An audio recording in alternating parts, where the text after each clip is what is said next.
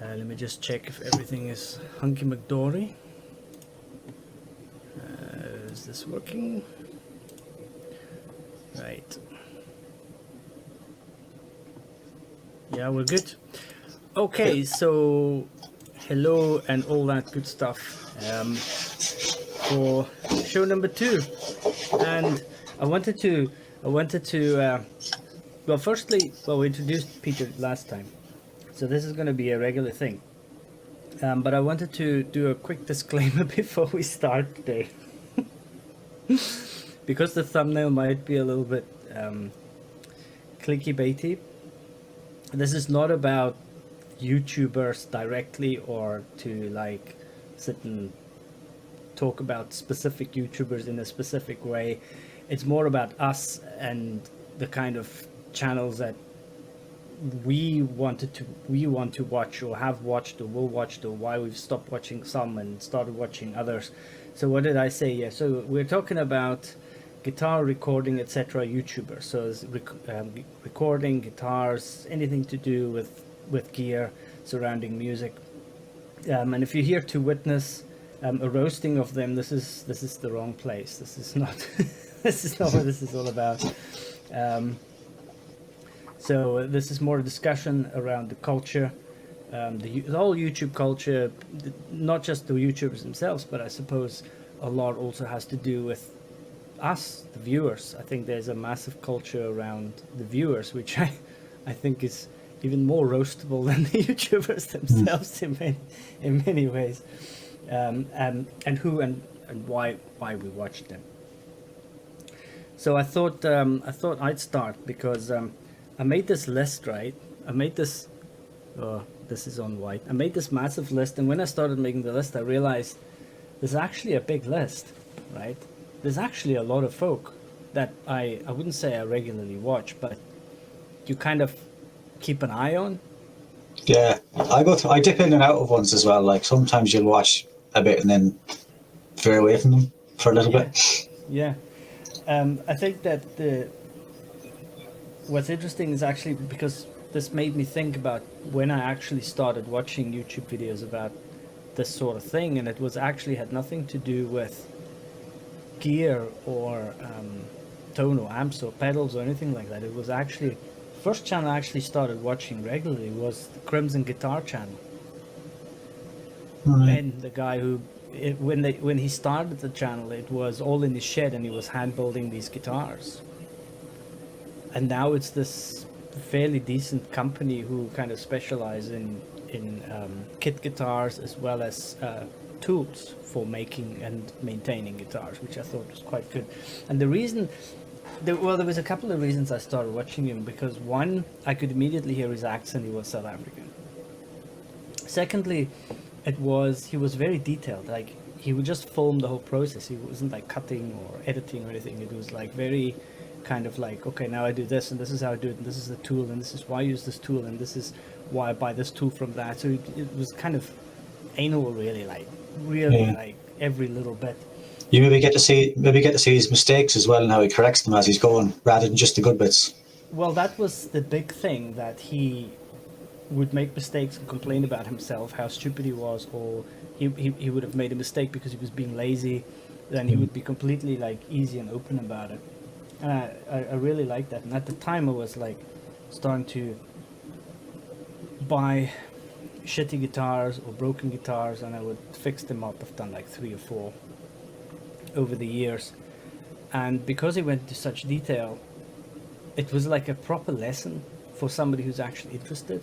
It was kind of like an ASMR for like somebody if you're geeking out on something. Funnily enough, speaking of sites that do rebuilds and things, we watched yours. You remember the black and white one you done, like an old Strat? Me and my girlfriend Dee, she watched that because she got an ESP guitar and it had some rust on some of the parts, and she actually used your video as reference for doing some of the repair work. Did you see the roasting I got in that? No, I don't. I didn't really. I used to watch. I used to watch a lot of YouTube stuff just on the skybox, so you never seen the comments. Oh, So that's in right. some ways it was good. I was blissfully ignorant to a lot of the rubbish that went on underneath. So I mean, a lot of the comments are kind of stupid. A lot of them, there was a lot of parts that I used WD-40 to either clean it or get rid of the rust, or to loosen those tiny little screws that were rusted in and gunked up, right? Yeah. And people were going on about that's not what you use WD-40 for, but the truth is you can use WD-40 to save world hunger if you wish. I mean, it literally does everything, right? Yeah. But there was one guy, and I literally sunk into the ground, because what I was doing, I was like, I would like spray the stuff, clean the stuff, and then I would, because all that WD-40 really is like a thin layer of penetrating oil, right? Yeah. And so to get rid of the WD-40, I just washed it all in dishwashing liquid, and then obviously poured it down the sink, right? Because I wasn't thinking. And so the first guy who said, "Oh man, you're literally throwing that shit down the sink. Are you crazy?" I'm like, "Fuck," right? Like completely. Sometimes you just don't think of the obvious Yeah. thing. You know, I was like, so yeah, no, I've never done that before. Just never. In fact, the thing is that usually when you work with these things, you don't do it anyway, and then you Yeah. do it at the worst possible time when somebody's actually flipping watching. Those videos have got really decent views, right? I mean, Yeah. they actually kind of stood the test of time. There was a guy, man, we shouldn't be getting sidetracked like this, but there was a guy here in Gurok, and he wanted his Fender. He bought one of these cheap Fender Stratocasters. I think it might have been. No, it was just a cheap Strat. But the thing was all over the show, and he had problems with his sight. He couldn't see in the center of his vision. He could only see peripheral. Yeah. And so he made a massive mistake trying to just restring it, right? So he phoned me up to see if I can restring it for him. And I used that Strat to do a whole refinishing of the guitar, because everything was dirty. The neck was dirty. The frets were kind of scuffed, and there were had little bumps in it, and he had fret buzzers, and the action was too high. There was tons of things. So I thought, this is a good opportunity to do a full setup on the Strat, and the thing played like butter once I was finished with it. But those things get nowhere. Like I think there's still like 10 views on these things. It's crazy how. But actually, I'm gonna get into this whole, because this is a YouTube problem. It's weird how the views and the viewership goes up and down, and I mean there's literally a science now just to get a video to be watched. It's crazy. It's not like it used to be. Yeah, you hear all the channels saying that the algorithm gods, isn't it? That's what they call them. Yeah. Well, I think that we blame the algorithm, but maybe we should be blaming 15 years of millions of videos being uploaded daily, and there's like no way that it's crazy. The other guy I started watching, I think this is a funny one. See, Riff's Beards and Gear. Yeah. Now I'm gonna ruin your day, right? But listen to when he does the intros again. It sounds like he says Rasputin Gear. It doesn't sound like he says Riff's Beards and Gear. It sounds like he says Rasputin Gear. So I always hear, why is he saying Rasputin? What does that fucking have to do with it? You won't. What was his old band was called Rescrapose, wasn't it? So maybe he was getting confused. Maybe. Yeah. That's right. That's true. That was the band he had with Jared Dines. Yeah. But I can't. That's all I can hear. And then it was what's his name again? Oh, Glenn. Good old Glenn. Yeah, Glenn Fricker. Glenn Fricker. And the other guy is the German guy, HP 42. Oh, right, yeah. And the reason I watched him was literally the same reason that he became popular, was because he was doing all the JoJo stuff. So I saw the JoJo stuff, and I don't buy anything, even if it's dirt cheap, without watching 10 videos about it, right? Yeah. and he was the only one, pretty much the only one who did the reviews on the Joyo pedals. So I just by kind of default ended up watching his stuff. But yeah, that's pretty much where I started, man. That's pretty much the. I was kind of late to the party watching the YouTube stuff. I think by the time I started watching, all England had started. I'd already started talking in videos. Yeah, I'm pretty sure he did. Because he didn't actually speak for ages, did he? It was just demo and amps, and he didn't actually speak on camera. I was late to his party. I think I only started watching him like 3-4 years ago, maybe tops. Yeah, I enjoy his videos now a lot. Yeah, he's the one he might be the only one I still have stuck with throughout the whole time. That I still watch pretty religiously. Him still, maybe the only one that I don't dip in and out of that I've stuck with. I do like him. He's quite funny. What made me watch his stuff again was what made me watch his stuff more regularly was when he did the quick and simple does it chug videos. Yeah. Does it chug? Can I plug it in and can I go within a minute? You know, that kind of did it for me. That was a quick and easy one. He makes every amp sound good though. I have to admit that on most amps. very true. Yeah, he does. Even that Vox one, which was the Vox Rock, that little 50-watt amp head, even Yeah. made it chuck. Yeah, I know. Sometimes people criticize him, sometimes saying that he makes every amp sound the same, but that should probably be a compliment. He actually manages to get every amp to sound like him. Yeah, I've got my theory about why that. I think we actually covered a bit of that last time. Why everybody kind of sounds the same. But I mean, once you go through all the parts of recording and compressing and then uploading it to YouTube, you know, what else is left? So when did you actually start watching videos? Because I kind of know specifically it was 2013, 2014, roughly. Probably around that time as well. I think it. Not really very much until I moved to this house I'm in now. So that would have been about that time, I think, 2014-ish, something like that. You know what? Grant has decided to come and heckle us in the. Grant. Yeah. Oh, he's actually not heckling. He's actually giving half decent constructive criticism. Sorry, Grant. I'll turn myself up. Apparently, I'm quiet. Anyway, so who do you still watch then? I still watch all the time, and I've been watching a lot of that Cole Keller Studios. He's one I've really went towards recently because I think the more I got into production and discovered his channel, I watch him a lot. Like he in terms of guitar tone, like for me anyway, in my opinion, is the best I've seen for that.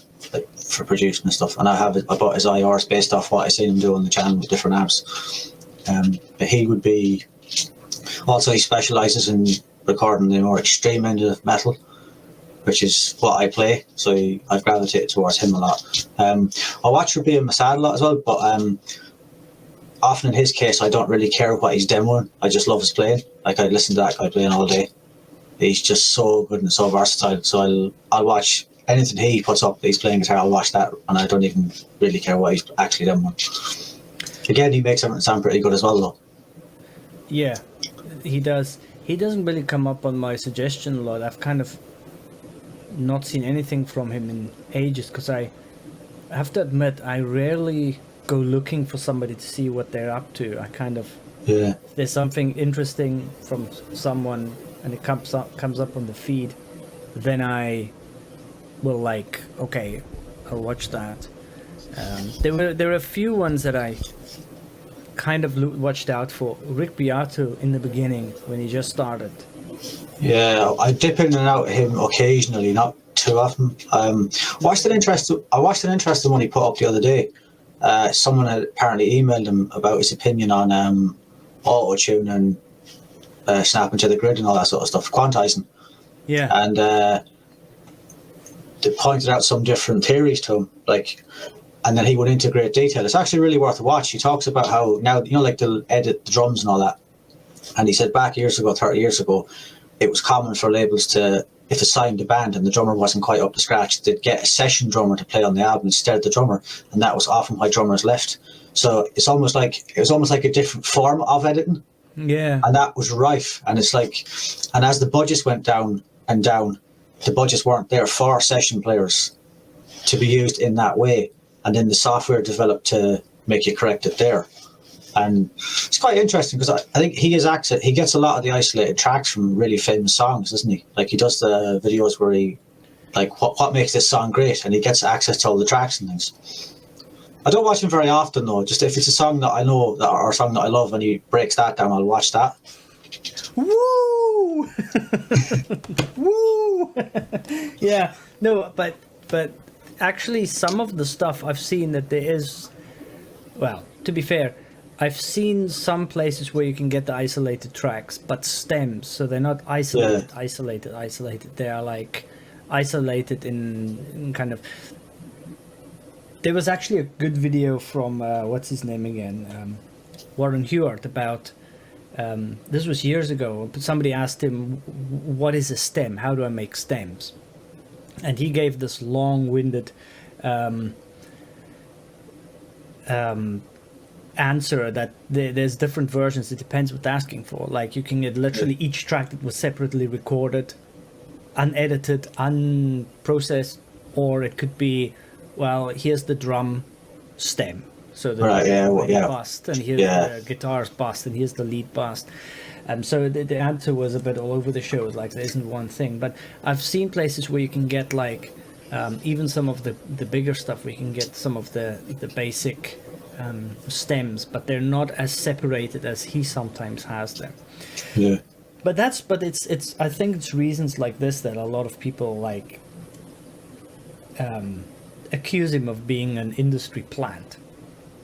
I don't know if you've seen or heard that before, but a lot of people criticize him for being some sort of industry plant because on the one side he criticizes the fact that certain music gets blocked and all that, and the other side he's like bigging up popular artists. So I've got a suspicion that the people who are kind of slightly narrow-minded just about, okay, this is the only music I like, and then my YouTuber content creator, if he steps outside of that box, then oh my god, you know, oh, what the fuck's going on, you know, he needs to stay there. I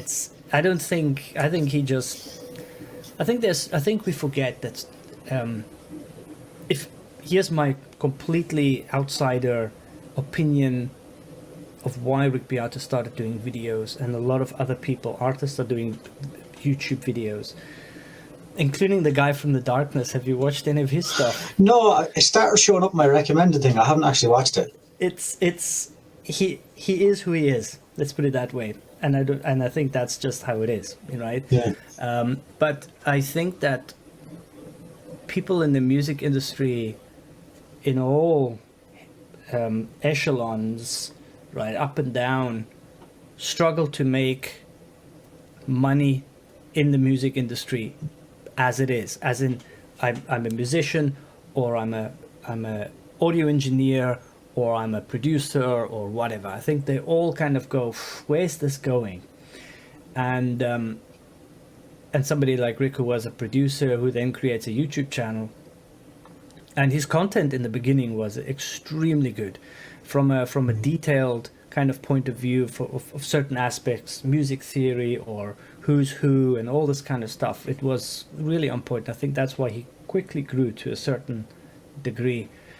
But I'm kind of suspicious and sad at the same time that people like that have to end up, and like I said, I might be wrong, this is literally just an opinion of what might be the case, is that him having a big studio that he needs to pay for, and more people, as we know, the recording budget's getting smaller and smaller, and this need for a producer or a big recording studio or a big name in the industry to do your record, as that's being diluted I think a lot of these guys have to try and figure out, well, how am I going to keep my lifestyle? How am I going to keep earning the same money that I did in the past, etc. And I think that's why some of them create YouTube channels. And obviously it might not be his case, but you see a lot of people that you would think, well, why the fuck would they even bother having a YouTube channel?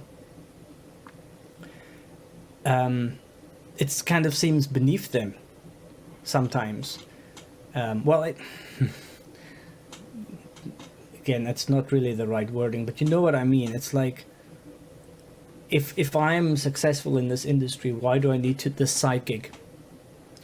Either I need it to up my income, I need it for promotion, or I'm just really interested and it's just really fun to make videos for YouTube.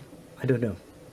Yeah, I'm obviously just speculating. So the big producers in studios, that is like dying off the budgets. Like friends of mine, a band from Glasgow, had their last album was mixed by Terry Date, who's done all the Pantera stuff and Deftones. But like, you couldn't, like, he's a huge name producer, and they done the tracking in Glasgow and just sent him the tracks and he mixed it.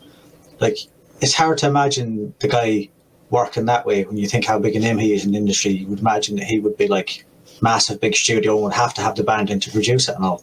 So it shows you how people like him have moved with the times. Yeah.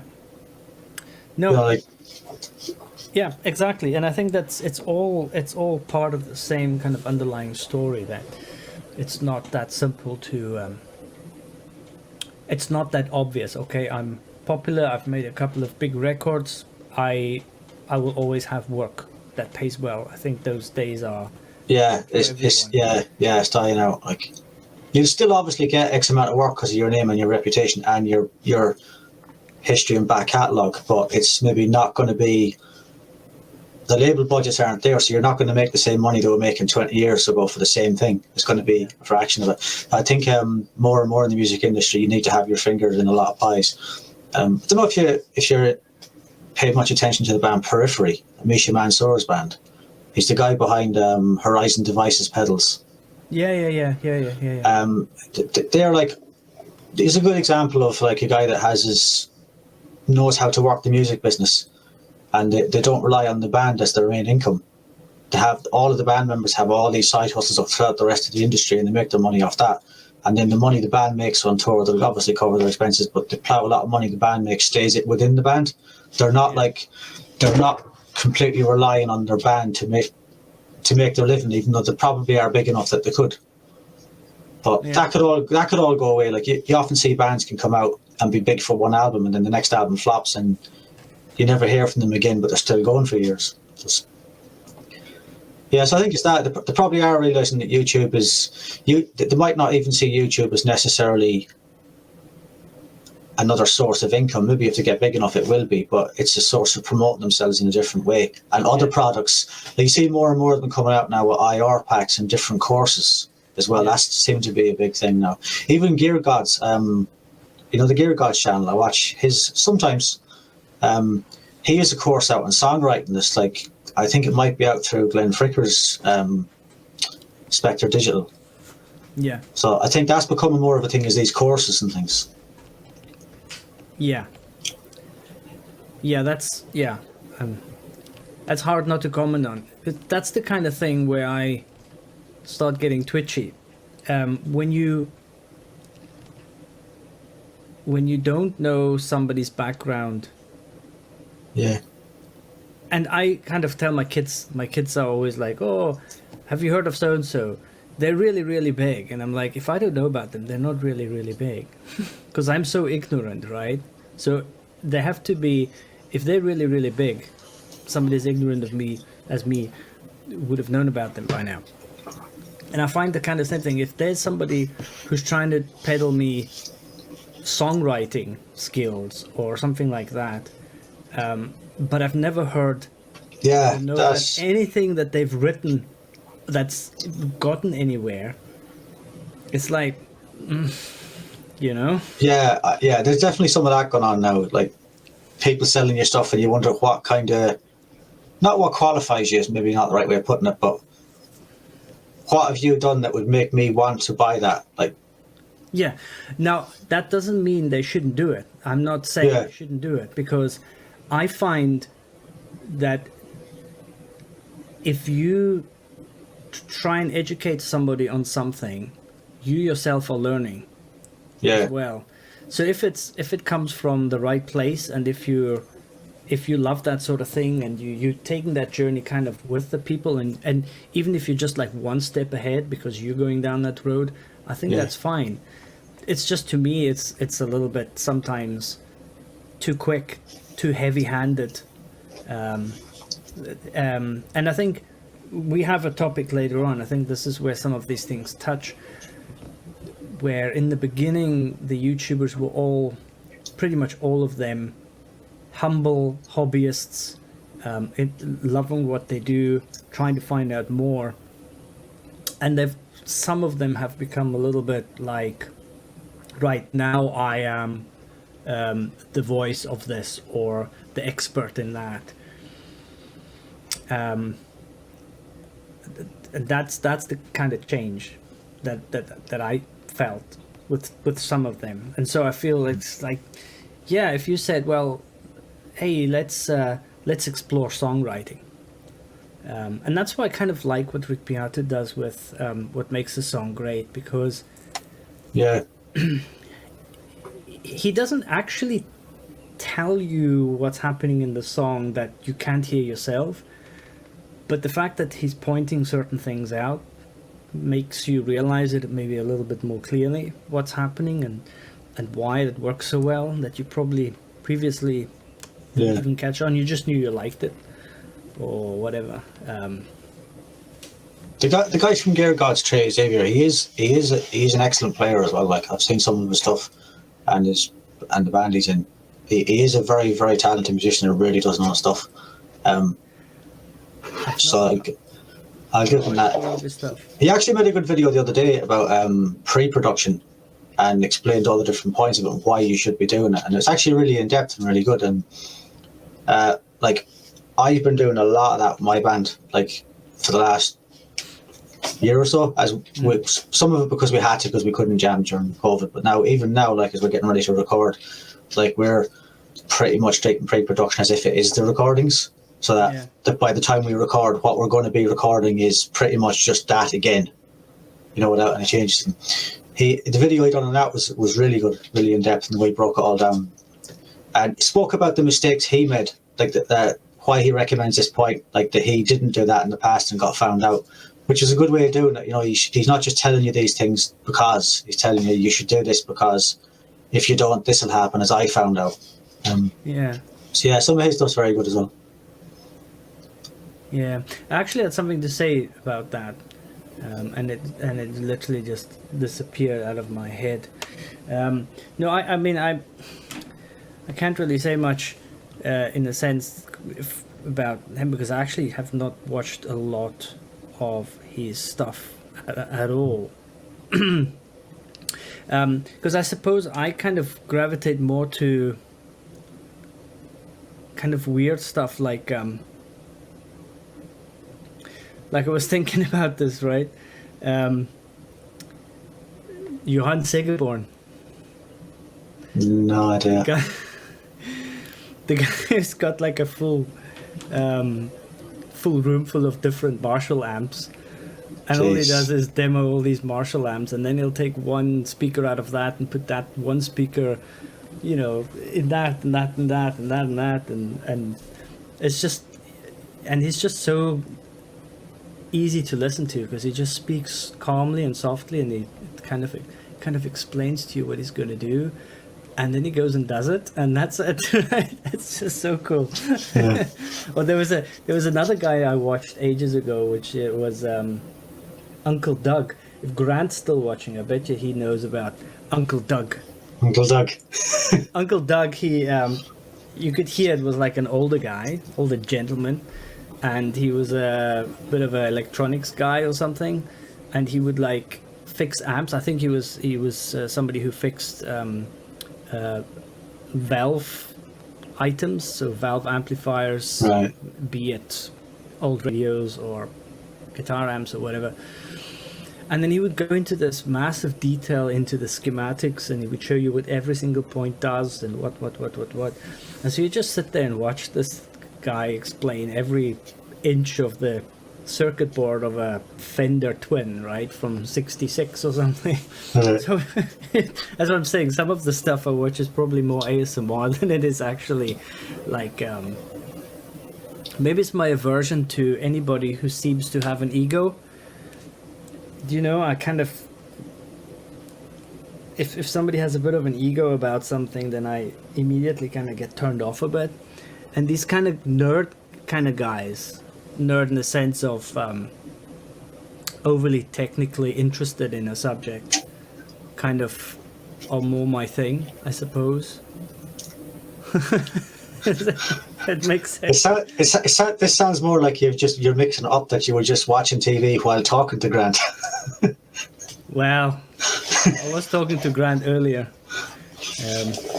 He makes your brain hurt sometimes because he gives you way too much information, and then you hope to God that you can remember half of it. Yeah, whenever I haven't got a clue, like if I'm trying to figure something out, the easiest way is just ask Grant. It's just quicker. But actually, this whole sidetrack came from the Cole Keller. One of my favorite things about him is that he's taken the kind of drinking something while making YouTube videos to that extra step, right? Fuck these people with their coffee or water. We're gonna get the beer out. Yeah. Because I'm German and I'm gonna drink my beer. But he's the same in a sense that he I think why I started kind of getting into his videos was because he was a bit more how do you put it, like investigative things. Yeah.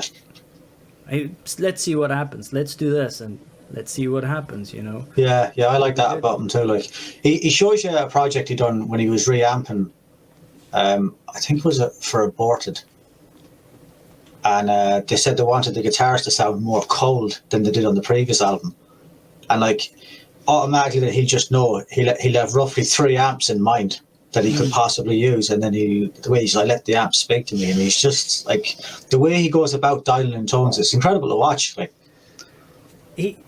he's got one of those things that you can control from the control room. It's like this automatic, this kind of mechanized bar that you put the mics on, and it has an X, Y, and Z kind of, and so you can sit in. Because that's the difficult part of amping guitars, is to hear through the monitors what the recording sounds like, what the mics sound like, instead of miking, playing, going back in, listening back. Being able to sit behind your monitors and actually hear what the guitar's recording is sounding like. And you can only do that if you have something that mechanically kind of moves the mics around. Having that thing must be the best piece of kit in a studio. Yeah, I can imagine so. Possible. Yeah. Right? Now imagine you have the same kind of little arms that you can use for drums as well. So you can like start, you know, while the drummer is playing, you can sit in the studio and you can start moving. As it's been constantly here, so you can hear it changing. Yeah, you can hear it changing. And rather than have to go and change it and then hope for the best and try and remember what the first sound was like. Exactly. Yeah. And that must make such a difference to have that. And I don't think that there's going to be somebody doing that, because nowadays with how small the servos are and how small the mics and light the mics have become, I bet you that's going to be on the cars pretty soon. In fact, somebody might be watching this video now and he's already drawing up plans, going to get rich, and we're not going to see a penny. We're getting ripped off. Yeah. There was somebody else I wanted. We should get Grant to build it while we think of it. Just get Grant to build it now. That wouldn't be the craziest thing I've got him to build. No, I'm sure. Wampler. I watch his stuff fairly regularly if it comes out, and obviously the JHS show. The JHS show is pretty interesting. Josh Scott. Have you ever watched this stuff? I've watched little bits of both of them. Is it Wampler that often explains pedals by other companies and why they're good, or is that Yeah, JHS? that's Wampler, isn't it? JHS. JHS, right? Well, Wampler does it too. It doesn't have a Right. problem, bringing something else in. I mean, the amount of times he's kind of like upped the Tube Screamer, for example. Because if you think about it, right, he sells, I think, 2 or 3 models that are not clones, but are family of the Tube Screamer. Yeah, similar range. Yeah. Or clones or something, and he would then be using a Tube Screamer in the video. You would imagine that he would like use his own version of that in the video. Yeah, sometimes, but it's like, but I really appreciate that, and it's the same with JHS. I really appreciate that they have the confidence in their own product. Yeah. That they never slag others, and that they are absolutely cool with bringing pedals on the show which aren't theirs. Imagine that in any other industry. Imagine that in a car rep from BMW pulling up in an Audi, right? It just wouldn't happen. And I think that's one of the things that are still, from a community point of view, like in pedal builders, for example, really, really refreshing. Seem to help each other along rather than try and shit on each other a bit. Yeah. And the JHS show is interesting because of the way that the way that they do the demos of some of the pedals that they just bring in. It's like they have everything set up. They've got a wee drum set set up. They've got the bassist there. They've got Josh plays guitar. They plug the thing in, and they kind of, sometimes it's even live, right?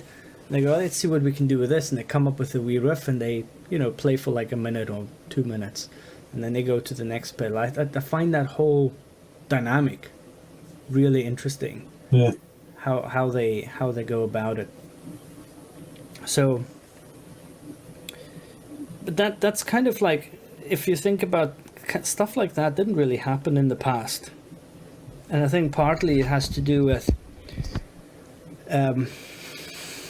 internet speeds, much better, more reliable now. The gear, being able to mix. Certain things are just cheaper and easier to use to get like live stuff going. All this kind of thing. It's much easier. I wanted to actually have a quick look to see. I'll let you watch more, check out more of this. Have you ever tried any of the Wampler pedals or the JHS? Have I ever what? Have you ever tried any of their pedals, Wampler or JHS? No. No, neither have I. No, I haven't. You don't see many of them around here anyway. No. I was in Paisley the other day at the wee shop in Paisley. There's a little music shop there. It looks like still one of the little kind of family ones. And I actually brought my pedals in there to see if they would maybe sell it, right? And they had the usual kind of, had like a kind of a glass case, maybe 2 meters by 70 centimeters, full of pedals. And disappointingly, they had all the obvious ones. They had all the cheap stuff, the TC Electronics, all the kind of Donner, NUX, Joyo, that kind of stuff. And they had very few expensive, or what we would, which I would call kind of like on the cusp between boutique and commercial. Right. Like I would say Wampler is, JHS, I mean, they're kind of like, in my opinion, now on that line where are they commercial? Are they? Yeah, they're kind of they're crossed over out of the boutique one a little bit. Yeah, but you don't see any of that in the shops. I've not been to Guitar or Kenny's Music in ages, but I've been wanting to go there too to see what they have to say, if they might take some on. I think Kenny's Music had from memory, about 3 years ago, I think they had some Wampler pedals there. I think I saw the Timness there, Right. but I'm not sure. You should try CC Music as well. It's along Great Western Road on Otago Street. They're worth having a look. It used to be a sound control as well. I know where they are. I know about them. Never been there. It's funny because they were not far away from on Great Western, from where there was a South African produce shop that we used to go to. Right. So I should have gone. I suppose. I think their stuff is probably really good. I think the likes of well, I know why Wamplers is good, but I don't want to say that on a video because I'm not 100% sure of my facts. And I wouldn't be surprised if JHS are roughly doing the same thing. But I don't really care where they're made or who makes them, or I don't care. I just care if it's value for money. And I think that argument these days is starting to be less of an issue, isn't it? Like, well, I suppose it's down to choice. Like, if I want to support artisans, I'll go and buy directly from a small builder if I'm sure that his stuff is reliable. And I'm happy to pay the price that he requires for it to make him make some money. And if I want to buy dirt cheap, then I want to buy Joyo. I think that it's everybody's own choice. yeah, I think the problem lies when you start saying that, well, one is better than the other. You could say, well, one is better than the other because of this, and this reason that is important to me. Yeah, you could say, well, it's important to me to support artisans. It's important to me to have something that it was soldered on a kitchen table rather than in a massive factory somewhere in Shenzhen. To me, those are reasonable arguments from a personal perspective, but it's not a requirement. It is not an indicator if something's better or worse. I bought these. This is crazy, man. I can't tell you. I've been trying now for weeks to do demos on these. I saw this new brand on Amazon, and oh shit, what is it? It's called Horse, the brand, right? never heard of them. Exactly, brand new. Noticed them on Amazon, and they're tiny, but they're not the same enclosures as the Donners or the NUXs. It's like a folded metal. Don't know if you can see. It's like a folded metal over like another metal piece at the bottom. So it's like one of those that sit like that, Right. rather than an enclosure with the bottom. But it feels solid, and this is the ultimate drive. So I've got a suspicion this is the Joyo ultimate drive that they put the circuit in here, and the ultimate drive is a copy of the OC. Well, it's not a copy, it's like a kind of like an OCD. Right. This thing sounds insanely good. It has got such a good drive tone, and I actually just well, funny enough, I made those anti Behringer pedal, plastic pedal videos, and there's a lot of people who are bitching and moaning, telling me that they're great because Josh Scott said they're great, which I find hilarious. Because he never said that. He only said is that if you want to buy them, buy them. Yeah. He never said they're great. There's a big difference. But anyway, my argument wasn't don't buy Behringer. My argument was don't hype them. And if you want to buy at that price point, there are better alternatives by miles, right? Because these were £20. So I only bought them to kind of prove a point, to make some demo videos of them and show the differences in build quality and actual sound and lack of internal noise in comparison to the Behringer pedals. And I ended up with probably 2 of them that are going to keep. because I'm gonna start jamming again with the band on Monday. So and I've got the whole pedal board set up here, but I've got it set up for here, you know, and I don't want to. Yeah. So I think I'm gonna just make a basic small pedal board, like a bit of gain staging and some delay and a tuner, and that's it. Nothing more, just something small.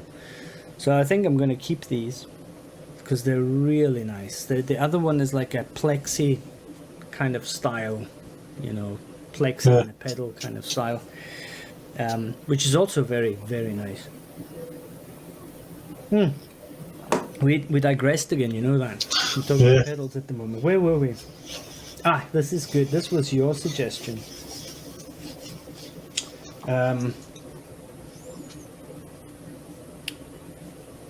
We're still on the first point, by the way. Actually, we're not there with that you suggested. So who do you still watch now regularly that you actually look out for? I mean, you already mentioned Ola. Yeah, Christian Cola, he'd be one that name the main two. Rabia Masad. I'm trying to think. I still sometimes watch Andertons. Yes, yeah. It depends what they're demoing. I still kind of like, yeah, what's going on there? I like the captain a lot. Yes, yeah. I mean, I can only watch Rob Chapman these days when he's on with the captain, not on his own. That's funny. That's true. Yeah, they do have a chemistry together. I don't know if it's just the captain pulls something out of him, but yeah, I don't watch him on his own, but I watch him with him still. That is so true. That is so true. I used to like the. Do you remember the Sounds Like series they used to do with Rabia and Matt Hornby? They had to get like sound like a band on a budget. Like that was really good. Yeah. I don't know why they stopped it, or maybe they just ran out of ideas with bands and things. I never agreed with their choices, but I loved watching it. I always thought, no, I would have done this, but you know, I thought those were good. That actually brings me to, have you ever watched the Circle of Tone guy? Sometimes, not for quite a while. I watched the odd video, but it was more just if you heard there was a bit of controversy that he said something that was just turned out to be, you know, he stirs things up a bit, doesn't he? He does stir things up a bit. I don't mind that, and I think some of the stuff that was actually stirred up that was of any consequence, I think that was really long ago. Yeah, I think that was the last thing I heard was he'd made some video claiming that he sussed out what Tony Iommi had used on a certain album, and Iommi himself came out and said, "No, that wasn't it." No, but have you not seen the video afterward? No, he redeemed it. Well, he didn't redeem himself, but he took it on the chin, man. He took it completely on the chin, and I appreciate that, because I think that you put yourself into a very dangerous situation when you try and recreate people's tone on something that was recorded 30 years ago and expect to have the actual detail from anyone, never mind the people themselves. I mean, Tony Iommi could have been high as a kite when he was recording. He might actually remember it wrong. You never know. Probably was. But if he wasn't, Ozzy certainly was. So, but he kind of inspired me to try to do the Sounds Like, but with using VST. So in my case, I was using the Amplitube 4. I'm not going to redo it, but I'm going to continue that with Amplitube 5, because I think with Amplitube 5, everything is just so much closer to the real thing than it was. So the chances of getting it done better are actually much easier. And funny enough, those presets, there are complete communities around those presets that either share or sell these presets. And the ones that I've done quite a bit of work with, I've actually sold some, which I find hilarious and good, you know, because it shows you that people chase tone. The problem with the presets I made, though, is like I didn't do what Circle of Tone did, because he went specifically for a specific album. Right. So you'd say, well, let's try and get the sound of Paranoid, right? Yeah. And I see it differently, because I don't. There are certain changes in a band or a guitarist's tone over the years, but if you really listen to it, there's always a familiarity to it. Yeah. And I'm not talking about something as as distinguishable as, for example, the Queen guy. I mean, that's like literally the same tone, always. I'm talking about this, like AC/DC. If you really listen to the recordings, you know it's him playing, and you know what he's playing, but it's not exactly the same tone. It's the same with Black Sabbath, because I'm listening to 13 now quite often in the car, the last album. Yeah. And you can hear it's Black Sabbath guitar tone, but it is so far from the more original. modern. So my intention with most of those kind of tone chasing exercises were not to try and pin down a specific album or specific era, but it was more about what's the essence of this tone. Where does the grind lie? Does it lie in the bottom end? Does it lie in the top end? You know, how heavy is the distortion? Is the distortion really that heavy? Is it just more drive? You know, these kind of things were more interesting to me. More like a ballpark kind of tone, ballpark sound, yeah. Yeah.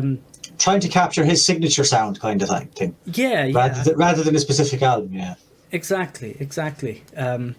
Because it's kind of impossible anyway. And that's the other thing about Circle of Tone's ambition in that is like, because he really tried to recreate everything from start to finish. So the same speaker, the same microphone, the same preamp, the same guitar, the same pickups.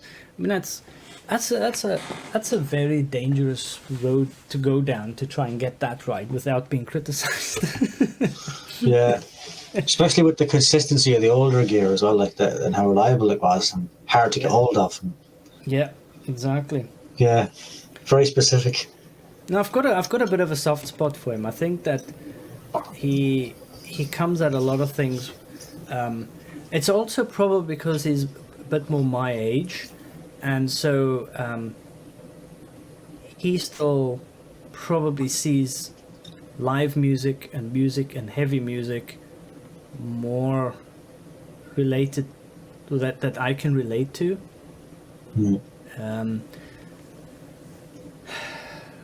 I'll give you an example.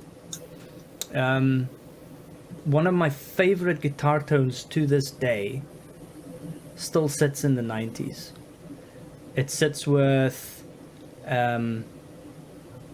highly distorted guitar tones on Nevermind.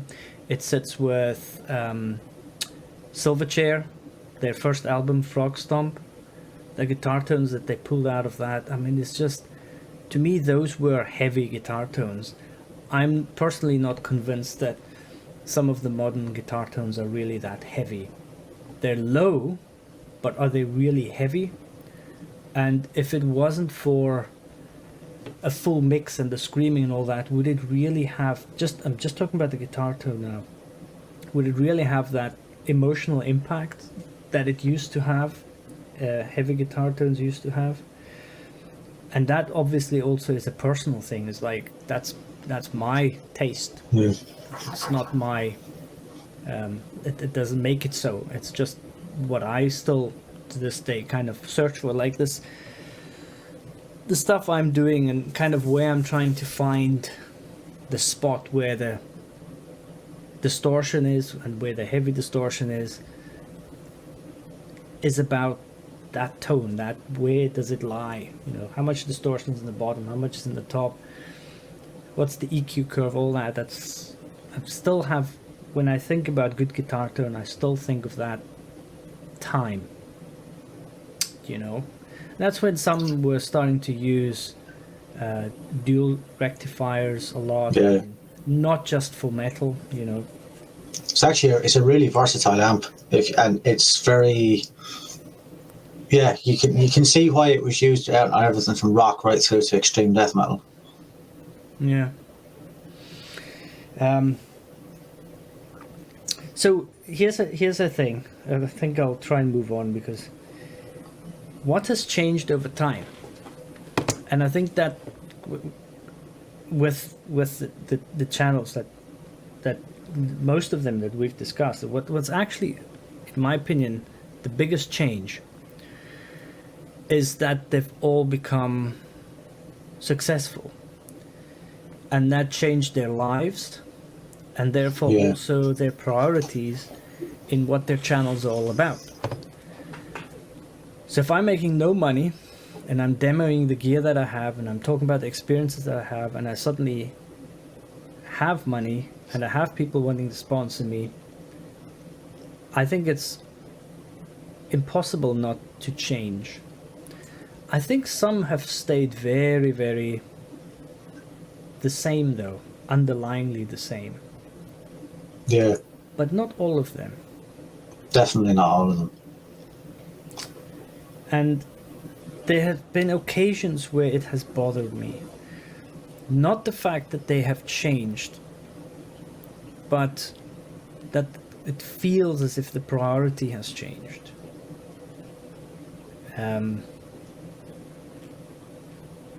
I'd imagine too it must be quite scary, like when they got to the point where you go full time with it and that's then paying your bills. It's very hard to be, you want to keep your integrity and do what you want, but at the same time you've got one eye on your mortgage or your rent as well. Well, that's where KDH has a point and could also become valuable, because we've got, when I think it was after his video about, who was it? He made one about the not the sponsorship but the endorsements. Yeah. And I can't remember who he targeted. I think he targeted one or two. And after that, if you noticed, they were all disclaiming heavily. They would say, this is sponsored. I know that YouTube also really heavily changed the rules. So even if you are going to review something completely honestly, the moment it was given to you to keep, or you got any benefit out of receiving that item, you have to say that this is... He actually done an audio audit on Glenn Fricker, but you can no longer see it, because Fricker actually took it all on board and actually changed it. So he delisted the video pretty straight away.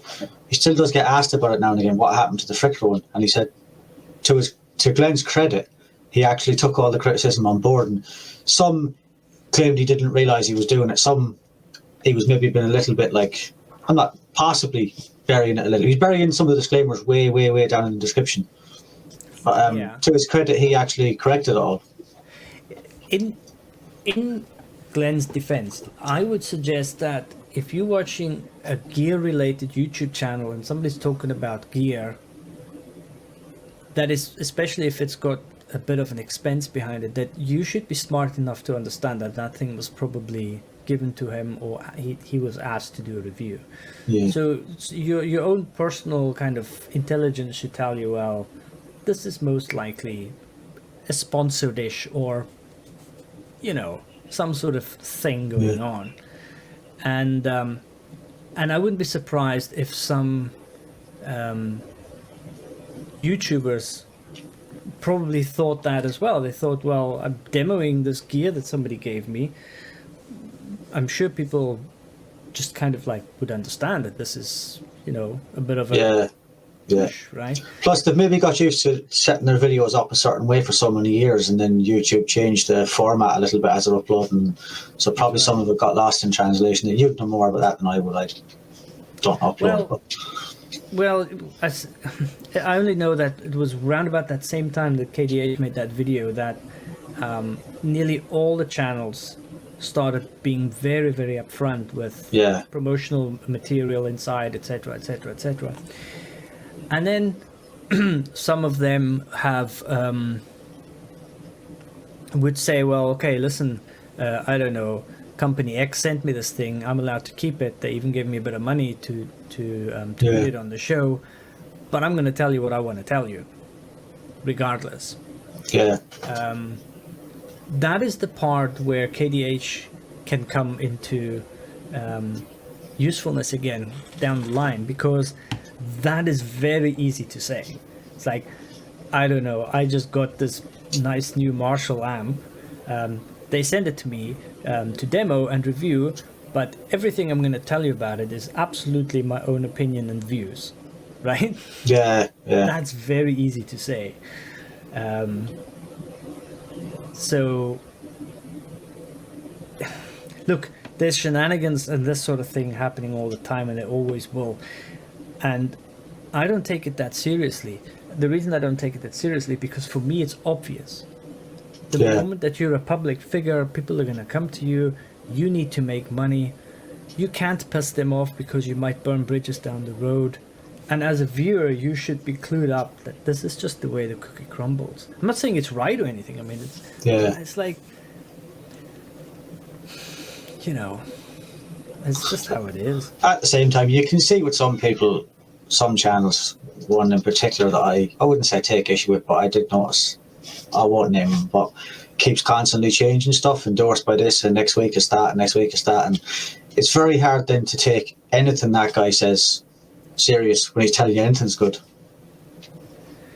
Yeah, there's also a few of them who don't really criticize a lot in the first place. Yeah. There are some who like happy to rip people apart for an hour. Yeah, for entertainment. There's some people though that just won't bother making a video on a piece of gear they don't like because it's not worth the time. It's like Ola has said that. He said some companies will say, look, I can't, no interest in making a video for this. I just don't like it. I wouldn't enjoy it, so it's not worth my time. So unless you're okay with me paying me to put a video up that's going to be negative, then I just don't want to do it. Yeah. Yeah. He's probably the one that's ended up in maybe the most successful because he hasn't put all his eggs in the YouTube basket. He's branched out into absolutely everything. Like he's even doing all his own merch. Everything's in house now. Everything. So he's like the YouTube thing now isn't. I think he was asked in one of his FAQs how much of his money comes from YouTube now, and it's now less than 50%. So he doesn't have all his eggs in that basket anymore. If you look at most successful YouTubers, I would say YouTubers that go over the kind of 500,000 subscriber mark, they at some point they get kind of like pushed into revealing their economics. Not necessarily, dollar for dollar, but kind of like, hey, how do you make your money? Where does your money come from? Does it just come from ad revenue, from ads that are displayed on your YouTube videos, or what? And a lot of them, I've seen a lot of them break down their income. And over a certain amount, the majority of the income is kind of like any celebrity. It's from being famous. It means that the YouTube revenue is kind of low compared to sponsorship deals, all the other stuff that he can sell because people now know about him, or because he's got an audience to advertise it to, etc., etc. So, and honestly, I think that I can't criticize that. I'm actually really happy for some of them. Yeah, getting to do something you enjoy doing and make a living at it beats doing a crap job every day. So, and then doing this in your spare time. They also work hard. It's not like they, sit on their arse and then make a video and then they sit on their arse again. It takes a lot of time to make a half decent video. Yeah. And if you then, like some of them who bring out videos all the time, it's a day job, man. It's a proper, having to keep thinking of different formats to keep it fresh as well, so that you don't keep constantly making the same video. Yeah. As well. I mean, there are YouTubers who've made their life famous just by pointing a camera at themselves and being an asshole or a weirdo, right? Yeah. Sure, fine. But most of these guys are not like that. They are actually people who love their topics and have started that way and have, I suppose, lucky for them, have managed to stick in that industry in some shape or form. Yeah. It is starting to get a little saturated, isn't it? Like, there's a lot of them springing up now all the time. There is, but luckily it's YouTube and you've got choice. Yeah. You know, it's like, and that's why I always find it funny when somebody takes the time and effort to write something stupid or insulting about you or your channel or whatever you said or done or whatever, because it's like, why would you waste your time if you think this is so bad? Fuck off and go watch something else. Yeah. It's just like, it's not 30 years ago and you're sitting with 3 channels on the TV and you're just sitting watching whatever they have, pushing towards you. You can choose. Just go away and choose something else. And everyone, and there's Netflix and everything nowadays. There's just so much content. Yeah. Why waste your time being negative on someone's video? Yeah. Yep. If you don't like my face, man, go watch somebody else's. That's not a problem. Yeah. This was interesting. There's quite a number of them actually. The changes in advice. Right when I started, the Tonewood thing was the funniest one under the sun. Yeah. It was probably still to this day the biggest. It was like Republicans and Democrats, man. It was like this. It still massive, is. To a degree, but everybody kind of accepts a little bit more than they accept in the past. Yeah. Like in the past, it was literally, no, the wood has no impact on this tone whatsoever, or, oh, it's got 30% or more, right? Now it's more like, it's how the things all fit together, and this and this and this. It's the same as with the amps, right? And the speaker thing. Like now the big thing is the speakers, right? Now, I'm not saying it's not, but what I find funny is how we got to this point when everybody is talking about everything else other than speakers, and now it's the speakers. It's funny how for years people that would be against the digital side of things and it had to be real amps and real speakers and miking it, but it took the digital things for them to realise how important the speakers was. The IRs. Now people are starting to, the IRs is almost making people realise, wow, the differences.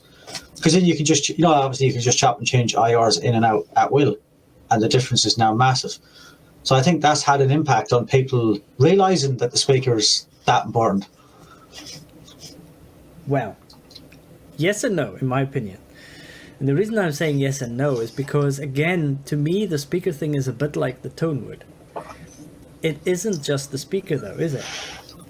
If I have one speaker that sounds fairly different from another speaker, I can make both of those speakers kind of get to roughly the same point by which mics I use, where I place them, what kind of room I'm in, and how I shape the EQ afterwards. Now, I'm not saying you can get them the same, but what I'm saying is you can minimize the differences between them as well. Then does it have, how is it running through a valve amp? Is it talking back to the into the feedback loop? Is it running after solid state? I think in everything there is too many variables to place a lot of emphasis on one thing. Yeah. The speakers being a massive part in the sound shaping, there's no doubt about it. I mean, that's, as I would put it this way, that is the place where you can get the quickest change in tone than any other part of the signal chain. Yeah, definitely. Right. So, and you're right about the IRs. That is the thing that has kind of like, oh, okay. Yeah, it's opened the floodgates to that being a topic. Yeah. It is, as you said, it is. The digital age had to point something. So the purists have learnt from that, and it's like, because you can't really debate it now because you can just chop and change it. The Tonewood one made me laugh. There was a point where it was kind of like flat earth videos for me for a while. It was like I had to watch all of them. Everybody, everybody who went in and had a pen and paper out or a whiteboard, and they were flipping drawing and curving and diagrams and graphs and fucking this and that. It was hilarious how far. Instead of just like, you know what, go buy a guitar that you like the sound of and just that's it, right? Yeah. But I think one of the biggest triggers was actually, which kind of as the Tonewood thing was kind of dying off, there was a NAMM show or something, and I think it was one of the builders from PRS was telling one of the YouTubers that he made a blatant statement. He said the Tonewood, I think it was PRS, I think so. He said that the wood is 30% or something more, or 80%. He made some extravagant percentage of the tone of the guitar, and that kind of reignited the whole thing again, because there's this public figure, this big company making this massive statement, and as the Tonewood thing was dying down, or kind of people forgetting about it, it's like poof, here we go again. and then Billy Corgan rolls in and says the color of the paint makes a difference. That's right. It's like this specific flipping color paint. Like, is the guy actually that nuts, or is he genuinely just trolling people? Like, listen. I heard that exact same statement not long ago, because that statement actually is as old as nitro versus nitro finish versus polyurethane finish. I kid you not. yeah. The finish of the cap being brittle or softer, changing those overtones, and hey man, these things have been raging for ages. Yeah. It's a funny. The Tonewood thing is funny though. The thing is, why would you care unless you are a builder of high quality instruments? Do you know what I mean? Why would you care? Because I don't have to care. I just have to go into a guitar shop, try the guitars that I like the sound of the guitar, and that's the one I walk out of. Yeah. If you want to nerd out about it, or you want to build stuff, or you want to really love the details, okay, fine. But overall, as a guitar player, even if you're a bit of a gearhead, it's one of those things that to me just don't seem to matter. Because it's like saying, I'm gonna go into a guitar shop. I literally found the guitar. I can't believe how much I love the look of this thing. It's got all the hardware that I want. I sit down, I play it. It's like butter. It is as if it was built for me. And then you go, well, what's the finish on this? Oh, it's polyurethane. Pfft, don't want it anymore. Yeah. You know? yeah. Or in your mind, your guitar has to be made of mahogany. And you play this guitar, you love it, and then someone tells you it's alder, and you're like, oh, yeah, there you go. That it has to be mahogany. Yeah, I don't really. If you've got those problems, you've got those problems, man, and then you should try and get over them. Yeah. The classic one, I think we all know who we're talking about, is the to the grid thing. It's like, you come into my studio, right, and you want to record, you better be able to play to a click track. Now, that has changed big time. Now it's literally like, oh, it kind of depends what you want to do. It depends how good the band is. It depends how you work together. And you should use a click track, but you shouldn't regrid it.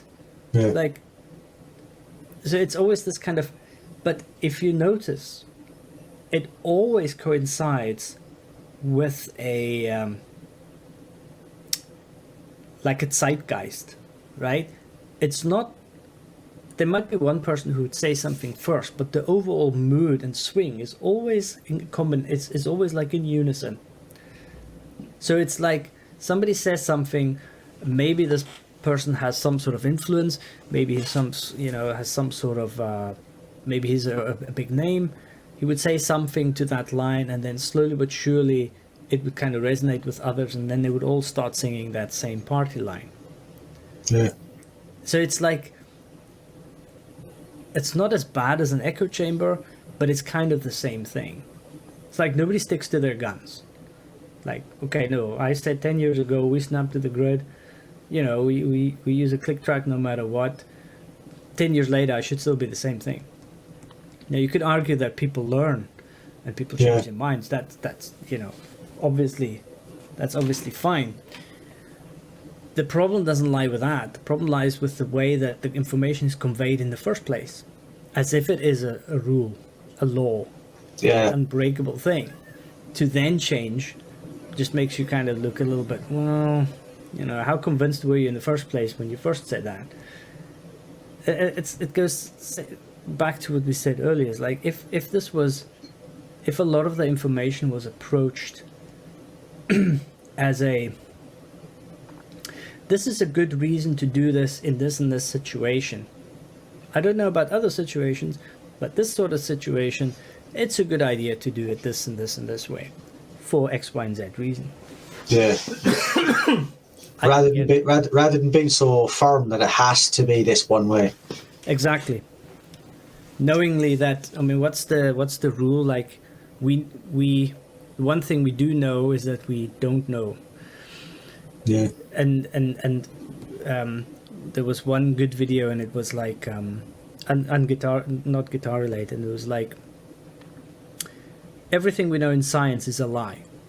Not because it's actually a lie, but the more we find out about something, the more everything slightly changes, or that the truth slightly has to adapt to the new proof that we find about whatever it is. And I think it's the same with this.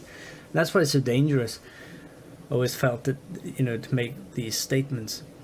But the grid thing always kind of bugged me a lot, because I never saw the difference between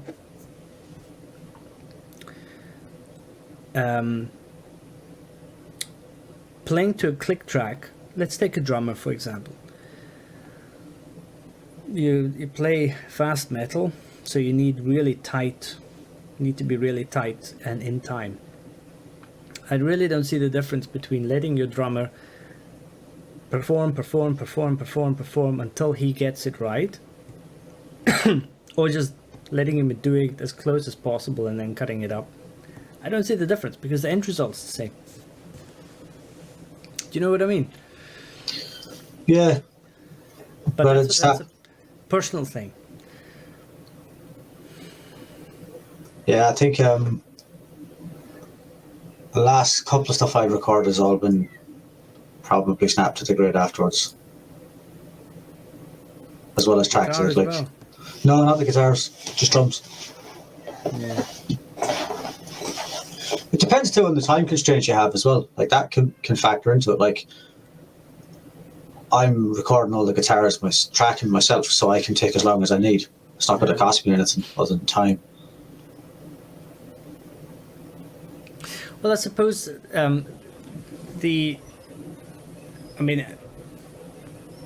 snapping to the grid is like, it's also kind of becoming less and less of a taboo, according to them. It's just like, well, if you need to do it, you need to do it. If you could, let's say you've got a shit guitarist, then, well, you're gonna have to sit there and snap the stuff to grid.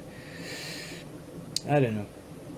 I've luckily never had to record super tight, really fast. Yeah, that's pretty much yeah, fast and really tight is what I have to track. There's probably like, you know what's gonna make this easier? We just cut this up. I used to be a lot more annoyed about that years ago. Like, you know, like albums not sounding how the bands did live and things, or multi-layering guitars, and then you heard them live and half the stuff was missing. I think as I got older, I just care less as well. It doesn't bother too much as it used to do. Maybe you're just more realistic about the fact that you can't achieve live what you can achieve. Yeah, it's not the same thing at all. Like, it's not the same. And you also watch a band live for a very different reason than what you would put your headphones on and listen to their album. Yeah. But there are some bands who have the ethos that I want to sound the same. No matter how complex my album is, I want to sound. A good example is Russian Circles. Yeah. There are three guys, and there's about 50 things happening at the same time because the guitarist is looping and doing all sorts of stuff. The bassist is playing bass and keys, and he's got like a strange foot bass thing going on. The drummer has got like synth pads and his drums, so they're all constantly like busy with 2 or 3 things. Yeah. And then they recorded, although they didn't record it live, but what they did is they didn't record anything that they didn't or couldn't do live. Yeah. Which I found quite interesting. And I've got, obviously, I've got time for people like that because they say, well, no, okay, we're going to make a kind of like a decision about how authentic we want to be. It's going to be hard, but we're going to do it. But I've got no problem with somebody who wants to make the best, according to them, the best sounding album that they can, and use whatever means possible to achieve that. Yeah. Whether it been cutting up stuff or getting in session players or, you know, doing things 50 times over. Yeah. But the cutting up stuff, that's always went on. Even back in the tape days, that went on. It's just a different way of doing it. People seem to have forgotten that. No, absolutely. Like, they'd record multiple takes and then chop together the best take of that. So it's not like this isn't anything new. It's just now much easier and everybody can do it. That's right. It's much easier and everybody can do it, but it is not new at all. Yeah. I mean, it's funny actually because see, when Photoshop came out, the whole idea in Photoshop was that you have a digital way of doing all the things that you could do in a darkroom when you're developing photos. If you look at a DAW, it is still laid out to this day as if you had a desk, in, tape, and back in. Yeah. It is still laid out and it still has the same functions as if you had a desk and a tape machine. The only difference is I can now do the cutting and all that here in the track in front of me. I don't have to get up and walk to the tape machine, reel it to, you know, 0.00 of a second, cut it, repaste it. That's the only difference. Yeah, and then spend a fortune on another roll of tape. Yeah. That reminds me, have you watched the electrical audio stuff that he started doing? No. That's also, unfortunately, kind of my sort of thing, where he talks about how to record drums and then goes into every single detail. Never mind, not mic placement per se and so on, but high detail, how far, why so far, what kind of room, why he uses this specific microphone, and it just goes on and on and on.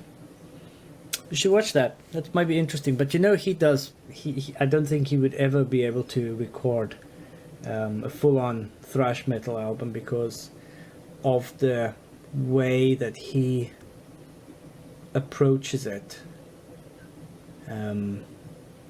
It would never be as tight as what the audience expect Right. a recording like that to be.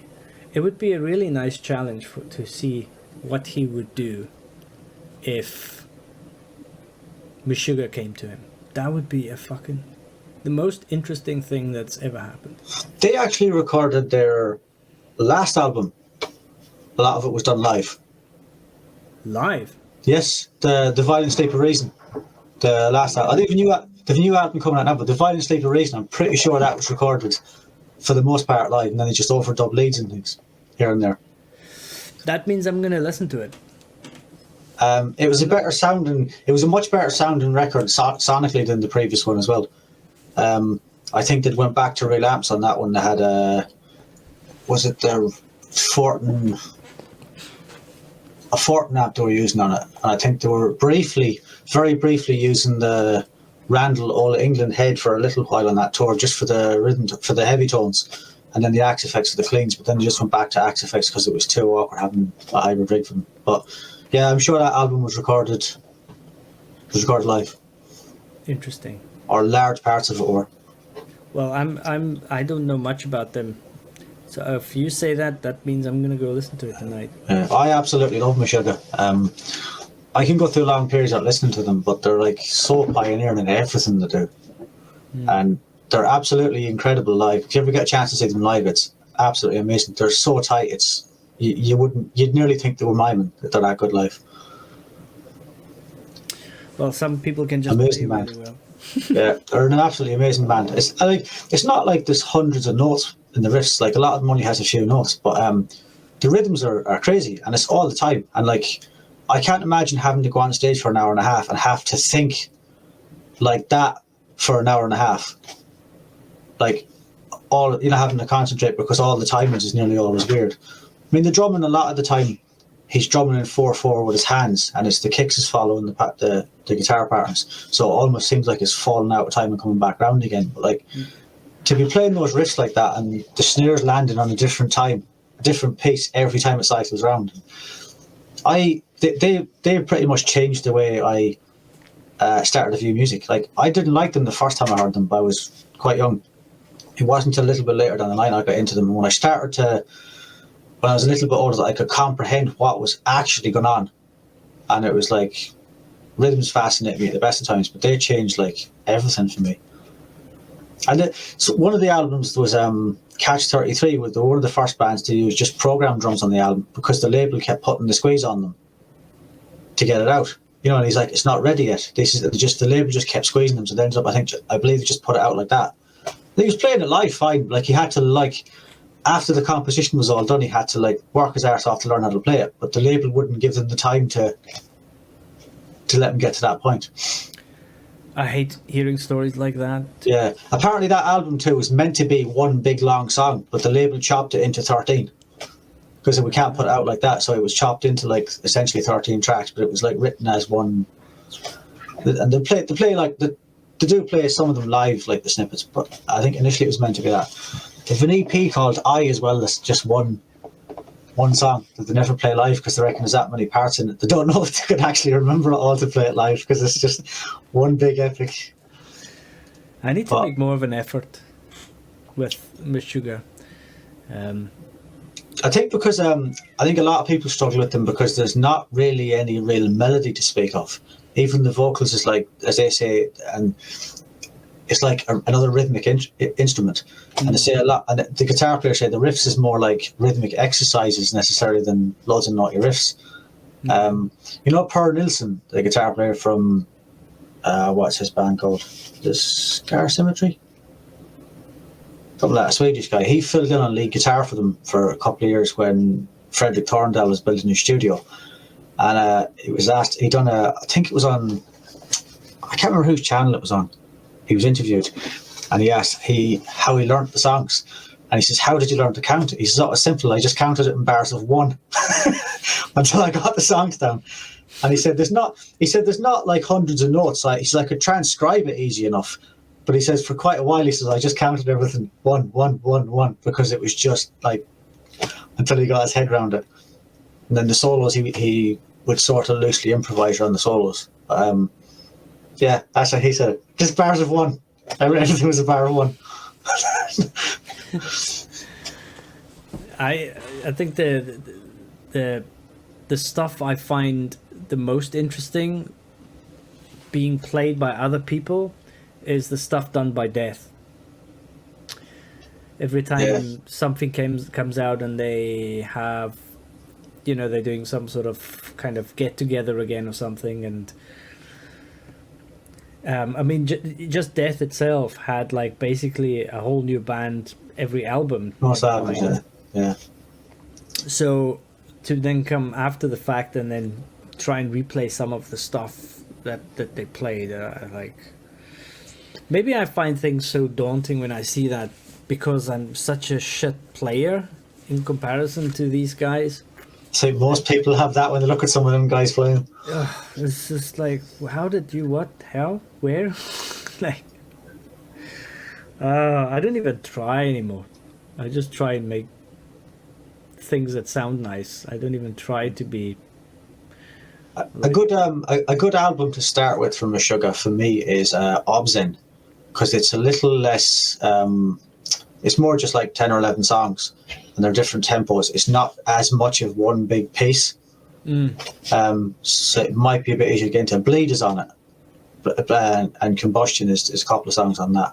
But Bleed is that one with that ridiculous kick pattern, and the guitar follows. That's on that. It's one of their biggest songs. Yeah, Nothing's a good at. Nothing's a banger from an album too. But I think Obzin's probably maybe the most accessible one to try and get into them a little bit, and then work around that. I wouldn't say it's absolutely my favourite one. One of my favourite albums by them, but it's maybe one of the most accessible ones. But I'll give that a shot. Yeah. Because sometimes it's like sometimes you don't see the wood for the trees. You know what I mean? Yeah. It just needs another look. It just needs somebody to tell you what to look out for or what they appreciate about it or whatever. Yeah. Like, Yeah. oh, okay, I get it. You know. Like I always love, the thing I love about them is, like, whenever you see them, I've seen them live about 3 or 4 times, and like it has a massive groove to it. Like you can absolutely bang your head to it, even though what's going on underneath is cycling. Like it almost feels like it's cycling out of time, and then more out of time, and then eventually it clicks back, and it's just, it made me like completely reevaluate the way I see music and rhythms. Like I write riffs, like not like I use that kind of concept when I write from time to time, where I'll have a riff that it'll be in a different timing, but we'll just leave the drums in 4. Yeah. It might be might have more notes, it might be more melodic than they would do, but like there's definitely elements that I took from them. They made me like almost like when I finally got them, it was like mind blown. My God, that's what they're doing. Well, it's funny actually, because there was a breakdown of one of the Tool songs I saw not long ago, and they were trying to explain the timing, and the timing actually, once you see it, is not that complex. Yeah. It's kind of like the one comes around every 3 times, the other one comes around every, I don't know, 2 times, for example. Yeah. But because they're so out of time, as a listener, you feel as if it's like really complex, but it's actually just sits in a different way that you're not used to, and that's it. Yeah. But those are easy tricks. Like you go and you say, well, okay, I'll play a lead, I'll play a guitar rhythm over 4/4, but I'll play the rhythm, the riff lasts 2 bars, for example, instead of being 1 bar. Things like that. There's so many things that you can do to make things a little bit more interesting. Yeah. Without going to 6/7s and flipping. Yeah, that's what they do a lot. I think what makes their drummer so impressive is the fact that his kick patterns will follow the rhythm of the guitar, and the pick pattern will be like, it could be in a 7/8, but it'd be a really weird rhythm. Yeah. And that's what he's playing on the kick drum while playing a 4/4. And it's like, how the hell can he it's like the guy has 2 brains. Like, no, but you see, I see. There's another thing about this. Like, if you wrote that together with your drummer, you at first probably wouldn't even know necessarily what the timing is. You would just have that pattern, and and you give that to somebody else to try and follow or mimic. It's like, what, right?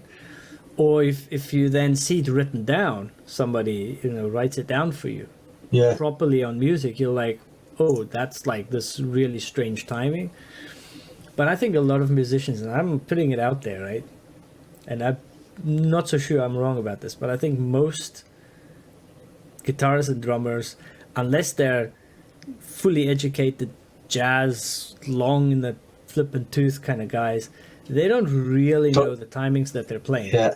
I've always written weird riffs and weird timings, and I'd always be like, that's not my problem, drummer can figure it out. And I've only really started knowing what timing I'm playing in now since I started being able to record and having to program drums. And now I know, there's one, now I have to figure it out. But it's actually helping me, because then I can come into the drummer and I can explain quicker what it is, and it helps the process. But there's one in particular that it's a song we haven't quite got to yet in the process, and that when I wrote that, it just felt like it was in 4, and it wasn't until I tracked it to a click, and then I realized it wasn't. And that happens to me a fair bit. And trying to figure out the drums to it, I had to actually work backwards and just mimic the rhythm on a snare, just follow on the snare and then try and work back from there. And it was only then I figured out what timing it was in, when I could look at the grid. So I've got this problem. I've got a riff that I really want to use, and I wanted to put some drums behind it, and I couldn't. I used every single timing I could that is available in Easy Drummer that I have beats for, and not one could fit. So I thought, no, fuck this, I need to figure out exactly what this timing is, because otherwise I won't be able to do this. So I played, started it just with a snare track, tick tick tick tick tick tick, right? Basically using the snare as a metronome. Recorded the track so that I can see over 4/4 where does it end. Yeah. Right. Yeah. It was off by 1. Then I tracked it over 4/6, it was off by 1. Then I tried 5/7, it was off by 1 or 2. It was always off. I can't find one time signature that this thing fits into.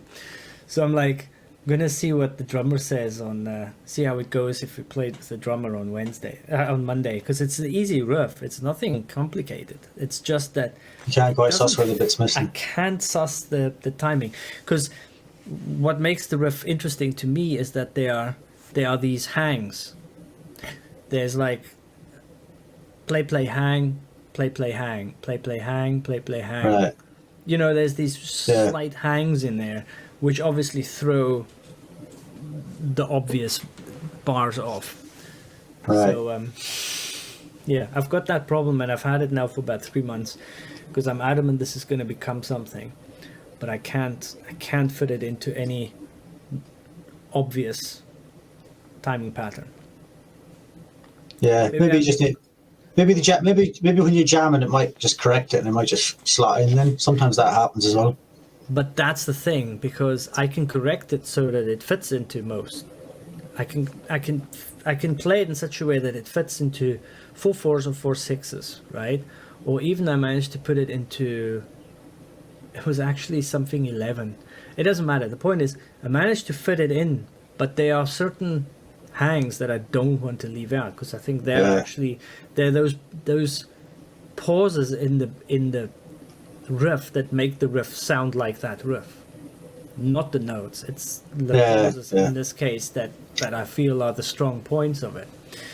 So yeah, it'll be interesting to see what happens with the drummer. That might be Yeah, for all that, like being able to program drums is great, and being able to say it on the greatest fat is great, and it's a massive songwriting tool for me. But like, it's still just it's just a songwriting tool to aid it. There's still, like, when you get in and jam with a drummer and you flesh things out, there still isn't a substitute for that. That's why I'm trying again. As much as I loved what I did the last 2 years, I want a drummer. I want somebody with a brain who interprets and does exactly what I want him to do, and or finds a whole new interesting angle to something, and it just transforms into something better. You know, that does not happen. Some of the best bits, some of our favorite bits in my new band songs are when the drummer completely had no idea what I was trying to get him to do, ruined it, and done something else, and then we accidentally wrote a part. It's kind of cool. It's so fun when that happens too. You feel like you've accidentally stumbled on something. You're trying to explain something a certain way, and he's completely misinterpreted it, and then or done the first bit for too long, and then accidentally gets into something. And it's actually it actually makes the songs at times, because it's the spark that you didn't have before you brought it in. That 100% exactly the whole reason why, in my opinion, using programmed drums suck, because of exactly that. They're perfect in every way, but they don't allow you to have that fluid mistake that sometimes happens, or that other angle. Because the problem with programmed drums is actually, in my opinion, the biggest one, is that you do everything. You start getting this tunnel vision about the song that you're doing. There's no outside influences, nobody looking over your shoulder saying, well, have you tried that? You know, you have got this thing in your head, and you're trying to achieve that with this slightly impliable thing, and you kind of try and force things together rather than when you're jamming, things happen. Yeah, the natural organic feel of it, or someone else is, or just someone else just doing one little thing that just sends you down a different path that you never would have happened. Yeah, that's happened to us loads, and it's quite funny sometimes how it came about. Like, we actually joke that the drummer, like, you know, this doesn't really basically fuck something up, and we invent something better. It's kind of a running joke now that he's misunderstood, but it definitely is actually sometimes it's the most rewarding, or ends up being the best part of the song. Even the vocalist, we've an ending to one song, it was meant to end on a ring out, and for some bizarre reason he just kept going with the vocals, and we were just letting the ring out go, and he just kept going and going, and we just felt it back in, counted it back in, and came back in again. And now that song almost has like two of the same endings, first one being like a false one, and that was just because the vocalist just didn't shut up basically. Yeah, no, it's just so super important. The two can work well together, like, because like we then, like, if we change something a lot, I can then just video what he drums and then come home and program that and then copy and paste the structure around. So it's helped us, like, with the pre-production. Both can work hand in hand well if you make it work for you. Yeah, and you can see all the details in the songs really well. Yeah. No, I would agree with that. It makes it much easier to be more effective with the parts, with gigging, practicing, you know, noting what you've done. Sometimes too you can jam something and you think it's good, but when you hear it all together properly afterwards, then you realize it wasn't as well. So it can help you the other way as well. You know, sometimes you can. You mean like recording it while you're jamming and then listen back? Yeah, you could have tried something when you were jamming, and you think it sounds great, but then when you actually record it and then you hear it, you realize actually that's not so great when you hear it properly, like in more detail. It doesn't happen as often that way around, but it definitely does as well. Yeah, I've felt like sometimes what happens is it sounds really bad. You listen back to it. Yeah. Because if you just put like even half decent kind of like, you know, these kind of proper ambient recording mics and stuff like that, or even the phone sometimes, the sound quality makes it sound bad, but actually the playing wasn't that bad, and you sometimes get the kind of wrong end of the stick. Yeah. But I think that's well, we'll see how this goes. I mean, I want to come up with some basic riffs, and I want songs to be jammed out of them rather than writing anything. I want to play it real loose this time. Yeah. Really, really easy and loose, and I want it to be to see how organically it can grow. If it doesn't, it doesn't. If it's the wrong people, if there's not. It took me quite a while to get the right guys in place. These guys are golden. I love them to bits. That doesn't mean that musically it might work. I don't know yet. The guy, he's actually one of the most interesting drummers I've ever jammed with. He seems to have a really good ear, but actually isn't that well trained. But he can play really well. He seems to adapt really quickly to something completely different. And because he's never played that sort of stuff before, it's always kind of sounds interesting. Yeah. And new and not obvious. So I've got some good hopes.